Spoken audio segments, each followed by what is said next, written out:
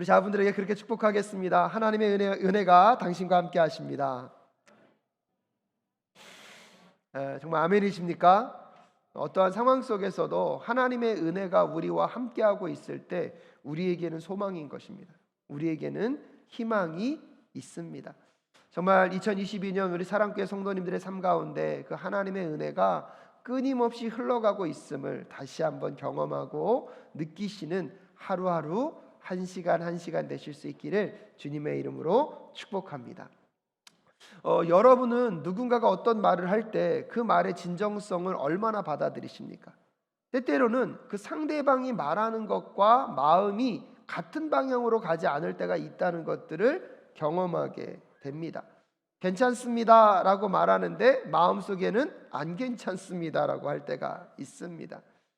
미국에서 사역을 할 때 특히 2세 아이들, 미국에서 태어났지만 부모님은 한국인 그 아이들이 한국교회에 와서 많이 힘들어하는 경우가 그런 겁니다. 분명히 아이들이 아이스크림 드실래요? 그랬는데 아니 나는 괜찮아. 그래서 이 아이들은 안 드린 거거든요. 자기 혼자 먹었는데 뒤에서 그러는 거예요. 버릇없는 녀석. 한 번도 안 물어보네. 그러니까 이런 것들이 너무나 많은 거예요. 식사하시겠습니까? 아니 나는 배불러 안 먹어도 돼. 그래서 식사를 안 드렸더니 저 집 갔더니 밥도 안 주더라. 말하는 것과 마음이 같은 것입니까? 다른 것입니까? 근데 이걸 찾는 것이 쉽지가 않더라고요. 근데 사실 저도 목회를 할 때마다 그럴 때가 있어요. 어떤 분이 아프셔가지고 신방을 가야 되는데 자 오늘 신방 가겠습니다 그랬더니 성도님이 안 오셔도 돼요 그랬어요. 안 갔어요. 어떻게 됐을까요? 신방도 안 왔다고 난리가 납니다. 그래서 목회자들 속에서는 그런 말이 있습니다. 이왕 욕먹을 거 신방 가서 욕먹자. 말과 마음이 다른 상황들이 우리에게는 너무나 많을 때가 가끔씩 있습니다.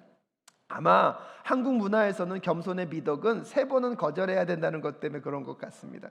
근데 여러분 요즘 세대들은요 아닌 건 아닌 거거든요. 저는 이런 부분에서도 세대와 세대와의 많은 차이가 발생되고 있다는 것을 경험하게 됩니다. 그런 것을 가만히 생각하다 보니까 오늘 본문의 말씀이요 며느리와 시어머니의 대화거든요. 여러분이 대화의 내용을 주고받으면서 그들의 마음을 잘 표현하고 있는 걸까요? 아니면 입술로만 이야기하고 있는 걸까요? 그것을 상상하면서 한번 이 성경을 읽어보니까 너무나 재미가 있더라고요. 어쩌면 마음은 그가 아닌데 겉으로 며느리들이 시어머니를 붙잡고 있는 건가? 시어머니는 지금 자기 처지가 힘들고 어려운데 며느리에게 너희들 고향으로 돌아가라고 얘기하면서 마음이 함께 진심인 걸까? 아니면 마음은 남아 있었으면 좋겠는데 며느리들이 가라고 말하고 있는 것일까요? 옛날에 아주 유명한 예화가 있죠. 시어머니가 자식들과 이렇게 생선을 먹는데 항상 그 생선 이 머리만 드시는 거예요. 그러니까 어머니 저기 살도 드시니까 아니 나는 머리가 좋다라고 얘기를 하셨다는 거예요. 실화라고 그러더라고요. 그래서 어느 날 이 그 어머니 친구분들하고 소풍을 갔는데 며느님이 도시락으로 정성스럽게 싸준 거예요. 근데 도시락 뚜껑을 딱 열고 깜짝 놀랐어요. 그 도시락 뚜껑에 생선 머리만 가득 담겨 있는 거예요. 여러분 어머니가 정말 그 머리가 좋아서 머리만 드셨을까요? 묻던 마음이셨죠? 자녀들에게 좋은 거 양보하려는 마음. 하지만 우리는 어떨 때 보면 그 마음의 결을 잘 읽지 못해서 우리 안에 많은 우픈 이런 일들이 벌어질 때가 있습니다. 오늘 성경의 사건을 읽으면서 여러분은 어떻게 생각하십니까? 인생의 변수를 따라서 자기의 마음 가운데 공허함을 채워보려고 하지만 그 체험을 살아가겠다고 나라까지 버리고 이방 땅에 갔던 우리는 이 나오미의 가정의 이야기를 알고 있습니다. 하지만 그 공허함을 채우기보다는 오히려 그 땅에 가서 남편을 잃어버렸습니다. 남편만 잃어버렸습니까? 마지막 희망이라고 할 수 있는 아들들마저 죽음으로 떠나보낼 수 없는 환경. 그래서 인생의 모든 것들이 텅 비어버린 나오미가 오늘 본문의 주인공처럼 등장하고 있습니다. 안타까운 것은 무엇입니까? 이제는 그의 인생을 살아감에 있어서는 이 며느리들에게 기대어서 자기의 인생의 유일한 어떤 도움을 얻을 수밖에 없는 처지에 놓여 있는 사람이 오늘 이 나오미입니다. 그럼에도 불구하고 여러분, 그 삶의 그 텅 빈 순간의 은혜가 무엇입니까? 하나님이 그의 백성을 돌보셨다는 소식이 나오미에게 들렸다는 것입니다. 오늘 보면 6절에 보면 모압 지방에서 사는 동안에 나오미는 주님께서 백성을 돌보셔서 고향에 풍년이 들게 하셨다는 말을 듣게 되었다는 것이 오늘날 이 나오미에겐 소망입니다. 하나님이 하나님의 백성들을 돌보셨다는 것, 여러분, 그것은요 절망 가운데 놓여 있는 사람들에게는 희망이며 소망일 수밖에 없습니다. 죄로 인하여서 죽음 가운데, 영원한 형벌 가운데 놓일 수밖에 없는 우리들을요 하나님이 돌보아 주셨습니다. 할렐루야. 그것이 무엇입니까? 십자가 아니겠습니까? 우리의 힘과 능력으로 도저히 해결할 수 없는 이 죄의 문제를 하나님께서 먼저 하나님의 백성을 돌보아 주심으로 우리에게 다가오셨기 때문에 여러분, 우리의 인생 속에는 소망이 있고 희망이 있는 것입니다. 그 하나님이 하나님의 자녀와 하나님의 백성들을 돌보셨다는 것이 들리기만 하면 인생을 살아가는 그 어떠한 공허함, 인생 속에서 어떠한 실패와 낭망을 경험한 인생 속에도 새로운 희망과 새로운 노래가 시작될 줄로 믿습니다. 그래서 오늘 나오미가요 지금 이 모압에서의 텅 빈 그 인생을 벗어버리고 하나님이 함께하고 계신다는 어디로 향할 수 있는 것입니까? 베들레헴으로 향할 수 있는 것입니다. 사랑하는 여러분, 오늘 여러분의 인생 속에서도 하나님이 여러분을 먼저 돌아보아 주셨기 때문에 오늘 이 자리에 나와 예배할 수 있음을 고백하는 우리 모두가 될 수 있기를 간절히 소원합니다. 더 중요한 것은 무엇이냐면 내가 모압에 있는가 베들레헴에 있는가가 중요한 것이 아니라 여러분, 하나님이 우리를 돌보시고 계시고 지금도 하나님의 자녀들을 책임지고 계시다는 그것을 들을 수만 있으면 그곳에서 여러분의 인생의 새로운 희망은 시작되는 줄로 믿습니다. 그렇기 때문에 오늘 여러분의 삶 속에서 여러분은 모압에 계십니까? 그 모압에서 그 공허함과 텅 빔을 혹시 경험하고 계십니까? 아니면 여러분이 베들레헴에서 흉년을 경험하고 계십니까? 여러분, 그 흉년과 그 텅 빈 속에 하나님이 하나님의 백성들을 돌보시고 지키신다는 하나님의 그 먼저 사랑, 하나님의 먼저 다가오시는 사랑이 지금도 우리의 삶 가운데 함께하고 있다는 것을 꼭 기억하는 오늘 이 시간 되실 수 있기를 주님의 이름으로 축복합니다. 메마른 땅에 단비를 내려주시는 그 하나님의 은혜의 역사는요 지금도 하나님의 자녀들에게, 하나님의 백성들에게 흘러들어가고 있는 것입니다. 그래서 오늘 나오미가 이제 그 모압을 떠나 어디로 향할 수 있는 것입니까? 베들레헴으로 향하는 그 과정들을 이제 시작하게 되는 것입니다. 오늘 본문은 그 베들레헴으로 가는 여정 중에 그 나오미가 며느리들과 이야기하는 대화가 3번의 대화가 진행이 되는데요, 그 3번의 대화 중에 2번의 대화의 내용을 우리에게 알려주고 있습니다. 나오미는 모압에서 처절한 절망을 경험하였습니다. 미래에 대한 소망은 기대할 수조차 없고요, 그런 중에 자신만을 생각하지 않는 나오미의 마음이 오늘 굉장히 아름답게 들려지고 있습니다. 나오미의 인생 속에 특별히 여러분 요즘과 다르게 그 당시 나오미가 살고 있는 그 고대 근동 지방에서 남편과 아들이 없다는 것은 뭐라고 말씀드렸습니까? 삶의 근원을 잃어버린 것입니다. 그리고 이 나오미는 이미 나이가 많이 들었고요, 오늘 본문을 읽다 보면 이미 자녀를 낳을 수 없는 처지로 그의 몸은 이미 다 망가져 있습니다. 그렇기 때문에 지금 나오미에게 있어서 유일한 소망은 그 며느리들이거든요. 그래서 그 며느리들과 같이 베들레헴으로 떠나지만 그 베들레헴에서 그의 인생이 어떻게 회복될 수 있을지는 알 수 없는 처지입니다. 그럼에도 불구하고요, 오늘 나오미가요 그의 며느리들을 어디로 돌려보냅니까? 그의 고향으로 돌려보내려고 합니다. 자기의 유익만을 생각하지 않습니다. 지금 자기 코가 석자임에도 불구하고 자기 살겠다고 며느리를 붙잡는 것이 아니라 오히려 며느리들에게 뭘 얘기하고 있습니까? 너희들이 사는 그 땅으로 돌아가라고 며느리들을 먼저 생각하고 이야기하고 있습니다. 근데 놀라운 건 뭐냐면 이 며느리들도요 누구를 떠나지 않겠다는 것입니까? 시어머니를 떠나지 않겠다는 것입니다. 여러분, 평소에 이들의 관계가 얼마나 좋았는지를 8절이 이렇게 소개하고 있습니다. 우리 8절 말씀 함께 읽겠습니다. 시작. 길을 가다가 나오미가 두 며느리에게 말하였다. 너희는 제각기 친정으로 돌아가거라. 너희가 죽은 너희의 남편들과 나를 한결같이 사랑하여 주었으니 주님께서도 너희에게 그렇게 해주시기를 빈다라고 이야기하고 있습니다. 오늘 나오미가 그 자녀, 그 며느리들에게 뭐라고 얘기하고 있습니까? 너희들의 죽은 남편과 나를 한결같이 무엇하여 줬다고요? 사랑하여 주었다. 그래서 그 받은 사랑으로 인하여서 오늘 나오미도 그의 며느리들을 축복할 때 어떻게 축복하고 있습니까?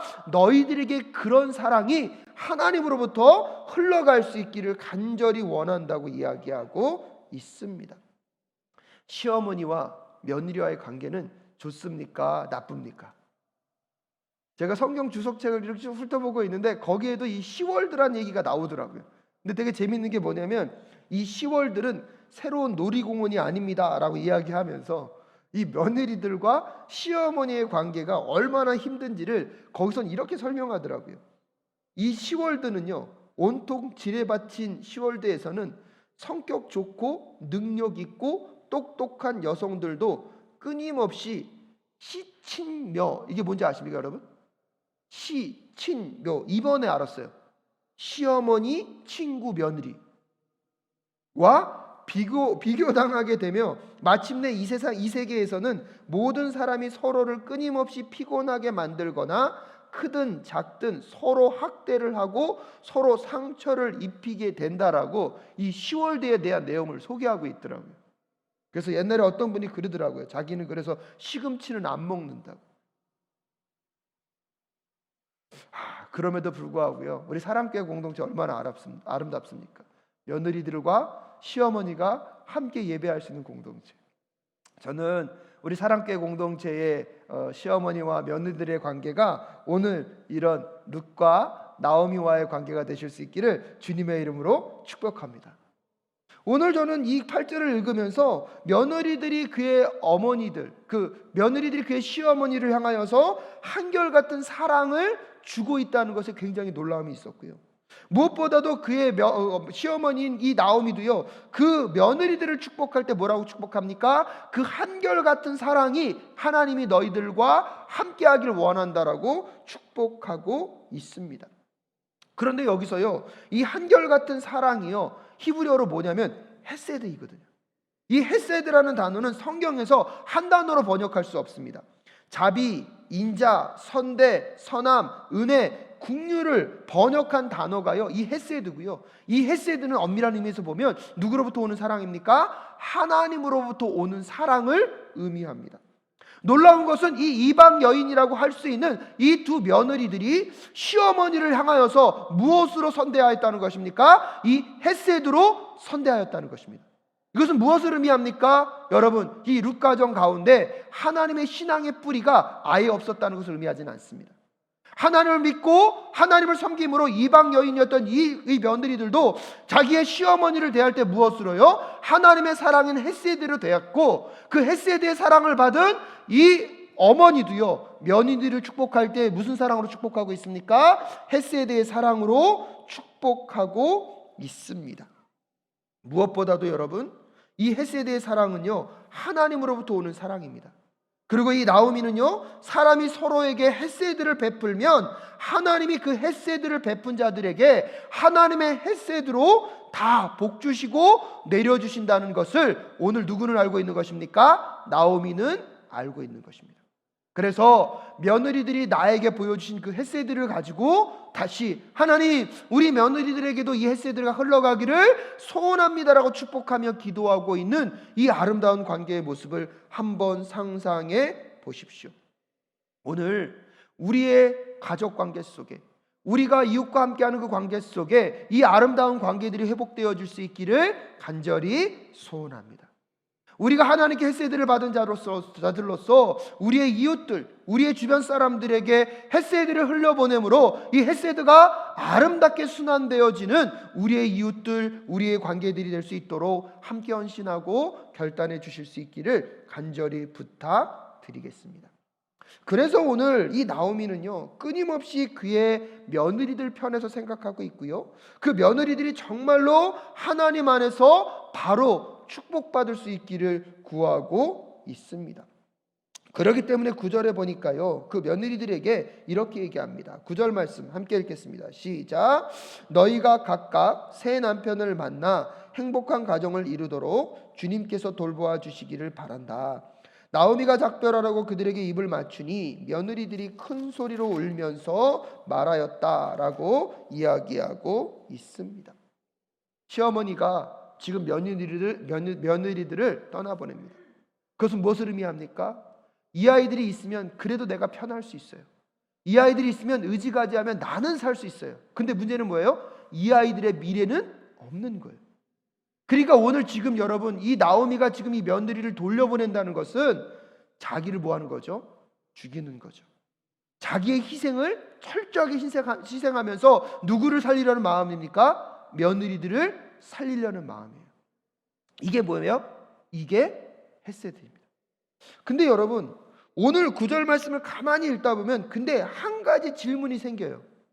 오늘 이 나오미가 얘기합니다. 너희가 각각 새 남편을 만나 행복한 가정을 이루기를 원한다라고 얘기하고 있는데, 여러분, 여기서 말하는 이 행복은요, 다른 말로 번역하면 위로거든요.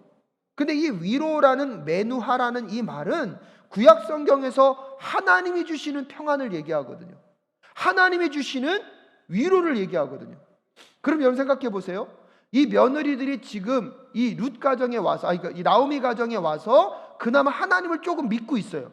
그래서 헤세드가 뭔지를 맛보아 알고 있어요. 근데 이들을 어디로 다시 보내고 있습니까? 이방 땅으로 보내고 있잖아요. 그럼 이방 땅으로 가면 이들은요, 거기서 결혼할 사람이 하나님을 아는 백성입니까? 하나님을 모르는 백성들입니까? 그럼 분명한 의미에서 보면 이들이 가서 결혼해서 남편을 만나지만 그 남편들은 분명히 이방의 사람들일 거고요. 결국 그럼 이들은 우상을 숭배하는 이방, 하나님을 떠나서 이방을 숭배하는 그 가정으로 갈 수밖에 없는 것입니다. 그렇다면 여기서 질문이 그것입니다. 하나님의 위로와 하나님의 평안과 하나님의 행복이 함께 할 수 있을까요? 여기서 저는 질문이 그겁니다. 이 나오미가요, 얼마나 자녀들을 사랑했고 며느리들을 사랑했습니까? 그래서 그들에게 야, 나 쫓아오지 말고 너희들 어디로 돌아가라? 너희들의 민족으로 돌아가라. 그러면서 비는 게 무엇입니까? 너희들에게 남편을 만나 행복한 가정을 이루기를 원한다고 말하고 있지만, 여러분, 엄밀한 의미에서 보면 그 며느리 진정으로 행복할 수 없음을 우리는 알고 있습니다. 여러분, 왜 그렇습니까? 진정한 행복, 진정한 위로는요, 오직 하나님 아래만 있기 때문입니다. 그럼에도 불구하고 오늘, 그렇다면 이 나오미는 왜 이 며느리들을 다시 그의 고향으로 돌려보내고 있는 것일까요? 지금요, 그들의 상황과 처지가요, 너무나 힘들거든요. 그들의 상황과 처지가 지금 먹고 사는 것만으로도 너무나 힘들기 때문에 영적인 것은 생각할 여지가 없습니다. 지금 이 나오미조차도 베들레헴으로 옮겨가면서 하나님이 살려주실 것은 알고 있는데 그의 인생 가운데 놓여있는 현실은 무엇입니까? 아무것도 없는 거예요. 근데 나 살겠다고 이 며느리들을 끌고 가는 이 상황 속에서 오히려요, 상황이 어떤 거예요? 그나마 너희들의 고향으로 돌아가서 고향에서 굶더라도 고향에서 굶고 거지 노릇을 하더라도 어디서 하라는 것입니까? 고향에서 하라는 것입니다. 여러분, 인간적인 상황에서 보면요, 이게 너무나 이해가 돼요. 지금 그것조차도 감당할 수 없고 해결할 수 없을 정도로 지금 이 나오미와 두 며느리들의 상황은 너무나 어려운 거예요. 아무런 힘도 없고 자기 스스로를 보호할 수 있는 보호막조차 없는 이 세 여인의 연약함 속에서는 오늘의 현실을 살아내는 것 자체가 너무나 힘들고 어려운 거예요. 그러니까 나오미조차도 그냥 그들이 이방 땅으로 돌아가서 이방 우상을 섬길 수밖에 없는 현실은 알고 있지만 어쩔 수 없이 가서 입에 무엇이라도 하라고, 풀칠이라도 하라고 그 땅으로 보낼 수밖에 없는 나오미의 마음을 여러분 한번 생각해 보실 수 있기를 바랍니다. 하지만 여기서 여러분 나오미가 간구하고 있는 것이 있습니다. 우리에게 비록 먹을 것과 마실 것이 없다 할지라도 진정한 위안과 평안은 오직 하나님 안에 있음을 깨닫는 우리 모두가 될 수 있기를 주님의 이름으로 축복합니다. 심정적으로 보면요, 나오미가 이해가 돼요. 정말로 나라도 그럴 수밖에 없지 않겠습니까? 물론 여러분 오늘 이 말씀을 묵상하면서 우리 사랑교회 성도님들은 그러시지 않겠지만 한국에 와보니까요, 이 코로나 팬데믹 상황이 얼마나 힘들지 모르겠더라고요. 성도님들이 살아가는 그 삶의 치열함, 정말 한 시간 한 시간 하루하루의 삶을 정말로 열심히 살아내시더라고요. 여러분, 그런 중에 교회를 섬기고 예배 앞에 나온다는 것이 얼마나 크고 어려운 희생인지를 저는 알고 있습니다. 인간적인 마음에서 보면 예배하는 것보다 그냥 집에서 좀 편안하게 쉬시지요라고 입에 나올 것 같아요. 근데 여러분, 중요한 게 무엇입니까? 집에서 내 삶을 편안하게 쉬는 것보다 하나님 안에서 내 영혼이 쉬는 것이 근본적인 안식임을 깨닫는 이 시간 되실 수 있기를 주님의 이름으로 축복합니다. 지금 내가 세상을 살아감에 있어서 당장 돈을 벌어야 하고 당장 먹고 살아야 할 그 일이 너무나 중요한 일입니다. 여러분, 그것으로 인하여서 내 삶이 사는 것 같습니다. 하지만 여러분 기억하십시오. 그것 때문에 사는 것이 아니라 하나님 때문에 우리는 살 수 있는 존재임을 잊지 않고 살아가는 우리 모두가 될 수 있기를 주님의 이름으로 축복합니다. 이민사회 속에서 여러분, 월요일 아침 7시 새벽부터 시작해서 토요일 밤 11시까지 많은 분들이 노동의 현장으로 나아갑니다. 주일 하루 쉬시는데요, 아침 8시부터 교회에 오셔서 오후 3시까지 교회에서 헌신하십니다. 그리고 4시 이후에 그때서야 비로소 일주일 동안 볼 수 있는 장을 보세요. 저는요, 아무래도 이해가 안 됐어요. 참 너무나 마음이 안타까워서 어떨 때는 어떻게 저렇게 사시는데 주일날 와서 교회를 그렇게 섬기실까? 근데 그 교회가요, 좋았던 것만은 아니에요. 한 몇 년 동안은 서로 싸우고 분열되고 얼마나 많은 깨어짐의 역사가 거기에 있었는지 몰라요. 그럼에도 불구하고 성도님들이요, 매주 교회에 나와서 예배하고 성가대하고 교회 섬기고 그리고 또 자기 일상을 돌아가요. 제가 그 교회를 사임하고 3개월 정도 미국 교회를 섬겼던 적이 있는데, 여러분 제가 말씀드렸잖아요. 주일날 제가 아침 9시에 집에 있어 본 적이 없거든요. 근데 딱 3개월 사임하고 아무 무직일 때 미국 예배는요 또 너무 일찍 끝나요. 미국 교회는 아침 8시에 가서 예배하면 8시 50분에 끝나고요. 속으로는 또 목사님 우리도 그렇게 하게 해주세요 그러지 마시고요. 그럼 집에 오면 9시예요. 오전 9시에 여러분 집에 있어 본 적이 없으니까요, 뭘 해야 될지 모르겠더라고요. 근데 여러분 한 달 지나니까요, 좋더라고요. 편하더라고요. 어느 날 차 타고 오면서 하나님께 그렇게 질문했어요. 하나님, 우리 그 성도님들은 월요일부터 토요일까지 그렇게 힘들게 일하시는데 주일날 어떻게 와서 그렇게 섬기시고 또 주일 오후 시간에 시장을 보러 가실까요? 근데 그때 하나님이 저에게 말씀하신 게 있었어요. 이철아, 나 때문이다. 나 때문이다. 그들의 인생 속에 하나님을 예배하는 것이 중요함을 알기 때문에 어떠한 어려움이고 힘겨움이 있더라도 그 자리를 포기하지 않는 그들이 나의 예배자란다. 그냥 예배 준비할 때 예배 목숨 걸고 잘 준비해 주길 바란다라고 제 마음속에 하나님 말씀하시는 것 같더라고요. 사랑하는 여러분, 오늘 이 시대를 살아가는 여러분의 삶의 힘겨움과 피곤함과 어려움을 모르는 게 아닙니다. 그럼에도 불구하고 오늘 여러분과 함께 제가 다시 도전하고 싶은 것은 여러분의 인생을요, 지금 여러분이 살아가고 있는 눈에 보이는 그 가정과 눈에 보이는 사업터와 직장이 여러분을 살리는 것이 아니라 여호와 하나님이 우리를 돌보시고 계시고 여호와 하나님이 우리를 붙잡고 계시기 때문에 우리의 영혼은 힘을 얻을 수 있고 우리는 위로받을 수 있고 우리는 행복할 수 있음을 꼭 기억하시는 이 시간 되실 수 있기를 주님의 이름으로 축복합니다. 그래서 어떨 때 여러분 더 예배하십시오. 여러분 기도하십시오. 여러분 말씀 보십시오. 허락하시면 하나님의 교회를 섬기기 위하여 이 땅 가운데 하나님의 나라를 위하여서 여러분 함께 섬겨갑시다. 그렇게 외칠 때에 물론 그런 분은 없겠지만 혹시 마음 가운데 야, 목사님 정말 내 처지 모르시네. 내가 얼마나 힘들게 살아가고 있는데 어떻게 나에게 더 기도하라고, 더 예배하라고, 여러분 더 함께 섬겨가자고 말하실 수 있을까라고 생각하며, 이 삶도 너무나 피곤하고 버거워 죽겠는데 이것을 안다라면 어떻게 목회자가 저렇게 얘기할 수 있을까라고 혹시 마음 가운데 무거운 분들이 혹시 계시다면 여러분 용서하십시오. 하지만 오늘 이 순간에 우리가 상황과 처지를 바라보며 여러분의 마음에 편한 이야기를 하기보다 근본적으로 여러분의 인생을 해결할 수 있는 길이 성경에 있음을 저는 믿습니다.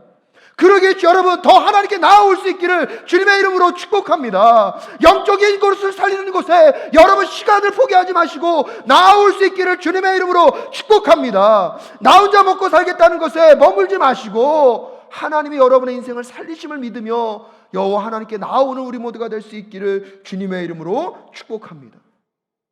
어떤 권사님이요, 그렇게 힘들고 어려운데 예배 가겠다 그러니까 하나님을 믿지 않는 남편분이요 그러더래요.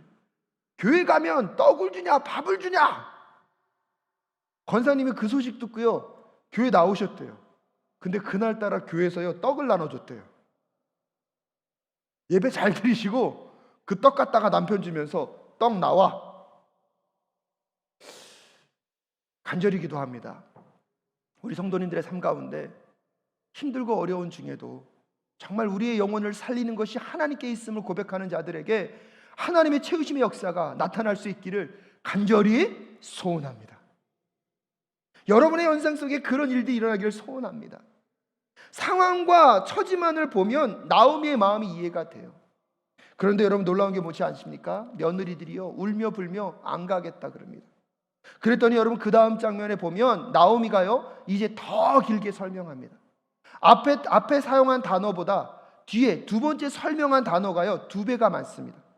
여기서 나오미의 진심을 알 수 있어요. 정말로 이 며느리들이 떠나가기를 원해요. 그러면서 그 다음 장면에 뭐가 나오냐면 계대 결혼에 대한 것이 나옵니다. 이게 무엇이냐면 형제들 중에 자녀가 없이 형제가 죽게 되면 그 다음 형제가 형수와 결혼하여서 첫 번째 낳는 그 아들을 그 형의 자손으로 주는 제도가 계대 결혼입니다. 그래서 오늘 나오미가 그 다음을 설명하고 있는 것이에요.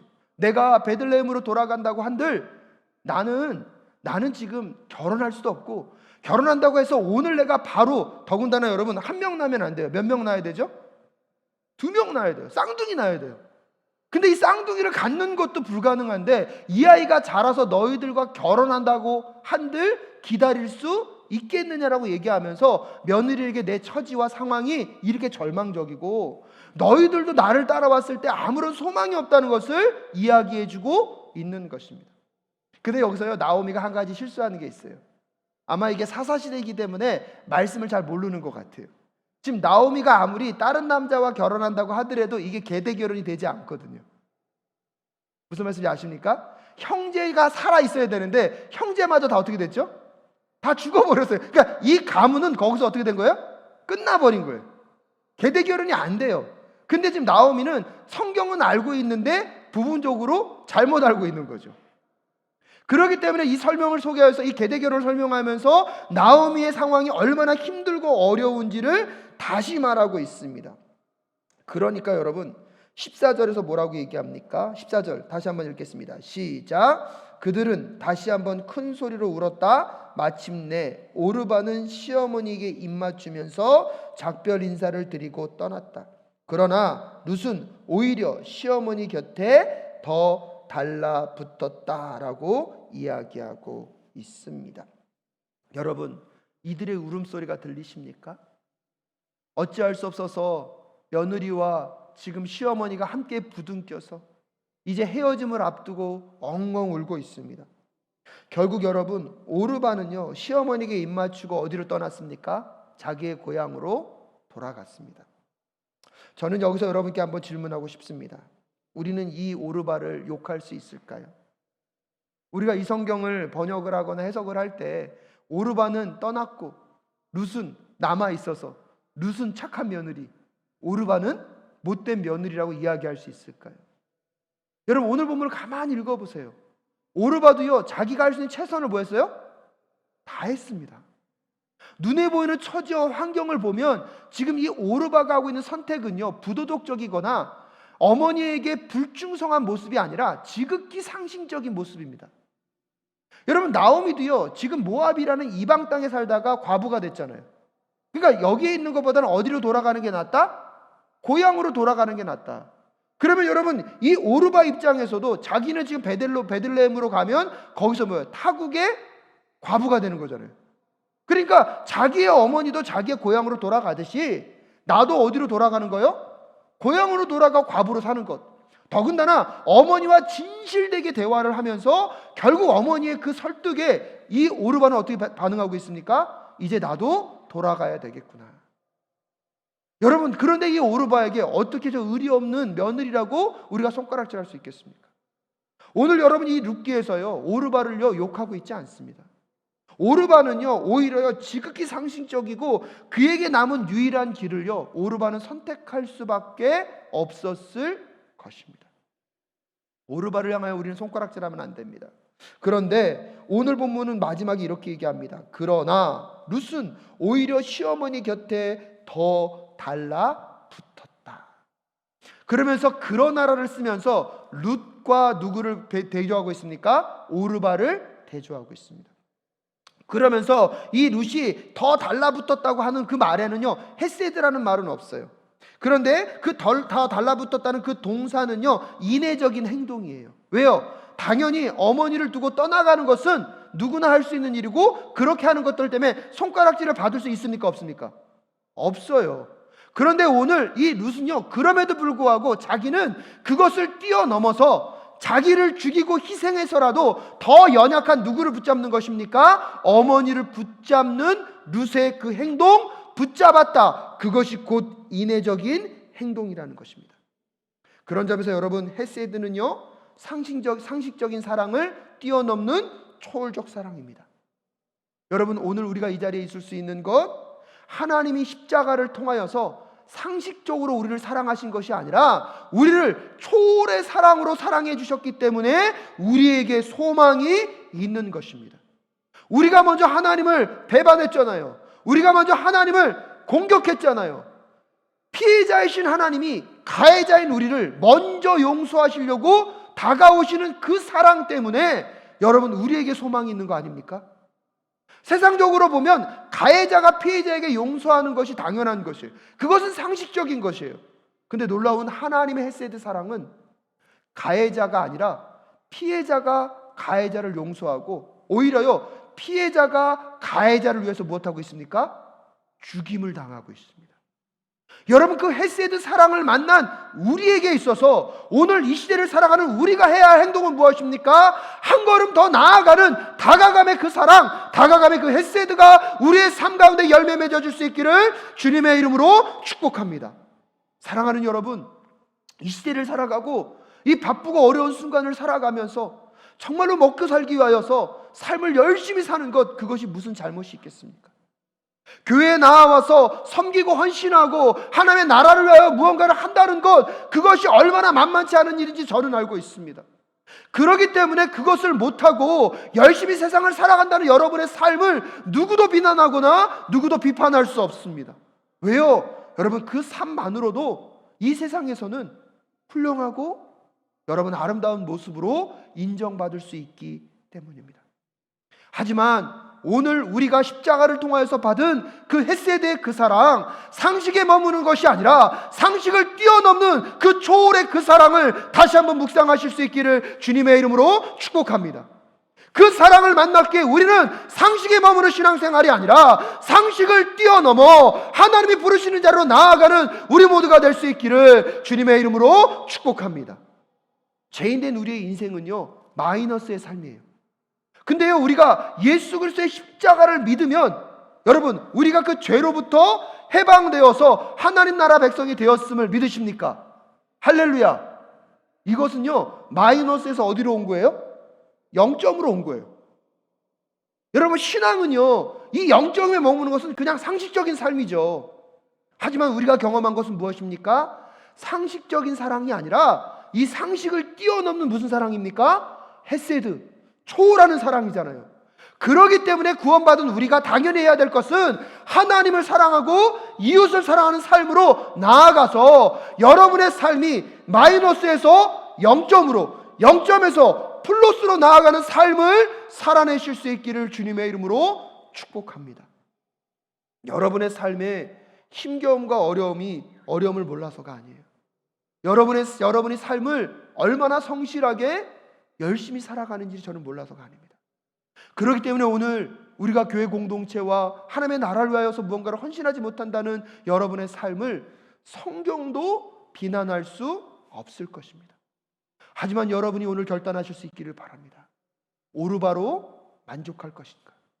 아니면 여러분 룻이 나오미를 붙쫓으며 오히려 자기도 힘들고 어렵지만 더 어려운 어머니를 섬기고 돕겠다고 나아가고 붙잡는 그 인내적인 행동이 오늘 우리의 삶에 하나님이 주시는 도전이라면, 여러분 이번 한 주 상식에 머무는 사회생활이 아니라 상식을 초월하는 헤세드의 삶을, 한 걸음 더 나아가는 신앙인의 삶을 살아내는 우리 모두가 될 수 있기를 주님의 이름으로 축복합니다. 단언하건대 그 삶에 하나님의 위로와 하나님의 평안과 하나님의 공급하심이 여러분의 삶을 다시 회복시켜 주실 줄로 믿습니다. 그리고 우리 이 찬양 고백하시면서, 하나님 이번 한 주 우리도 룻처럼 우리보다 더 가난하고 어렵고 소외된 자들을 붙잡는 인애의 사랑을 행동할 수 있도록 주님 도와 주시옵소서. 하지만 하나님, 나도 너무 힘들어요. 버팅기는 것만으로도 감당할 수 없는 거 하나님 아시잖아요. 그런 분들에게 오늘 이 말씀이 또 다른 짐으로 가지 않을까 하는 안타까움이 있습니다. 근데 여러분, 그것은 보니까요, 지금 나오미가 상황을 보며 며느리에게 할 수 없는 말인 것 같아요.